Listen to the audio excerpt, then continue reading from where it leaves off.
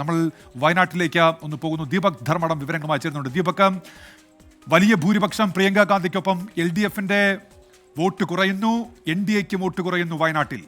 ദീപക്.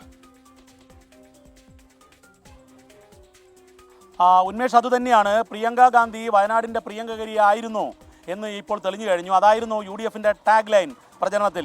ഇപ്പോൾ 4,04,619 വോട്ട്. ഇതാണ് ഏറ്റവും ഒടുവിൽ വന്നിരിക്കുന്ന ലീഡ് നില.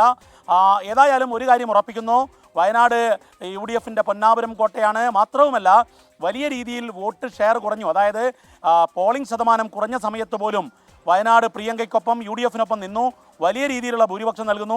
മാത്രവുമല്ല, 2024 തെരഞ്ഞെടുപ്പിൽ രാഹുൽ ഗാന്ധിയുടെ ഭൂരിപക്ഷത്തെ മറികടന്നുകൊണ്ടാണ് സഹോദരി പ്രിയങ്കയുടെ വലിയ വിജയം.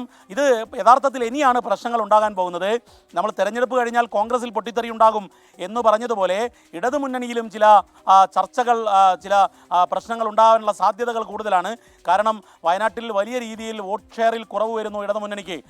മാത്രവുമല്ല, ഭൂരിപക്ഷത്തിൽ കുറവ്, വലിയ വർധനവുണ്ടാവുകയും പോളിംഗ് ശതമാനത്തിൽ കുറയുകയും ചെയ്യുമ്പോൾ, സാധാരണ രാഷ്ട്രീയ കണക്ക് പ്രകാരം പോളിംഗ് ശതമാനം കുറഞ്ഞാൽ അത് UDFന് പ്രതികൂലമാവുകയാണ് പതിവ്. പക്ഷേ എന്നാൽ ഇവിടെ UDFന് വലിയ രീതിയിലുള്ള ഭൂരിപക്ഷമാണ് വയനാട്ടുകാർ നൽകിയിരിക്കുന്നത്. സ്വാഭാവികമായും ഇത് ഇടതുമുന്നണിയിൽ വലിയ ചർച്ചയ്ക്ക് തുടക്കമിടുമെന്ന് തീർച്ചയാണ്. CPIയുടെ സ്ഥാനാർത്ഥി സത്യൻ മൊകേരി ഈ മണ്ഡലത്തിൽ നേരത്തെ വലിയ റെക്കോർഡ് വോട്ട് നേടിയ ഒരാളാണ്. ഇടതുമുന്നണിയുടെ വിവരങ്ങൾ നൽകിക്കൊണ്ടിരിക്കുന്ന വയനാട്ടിൽ നിന്ന്.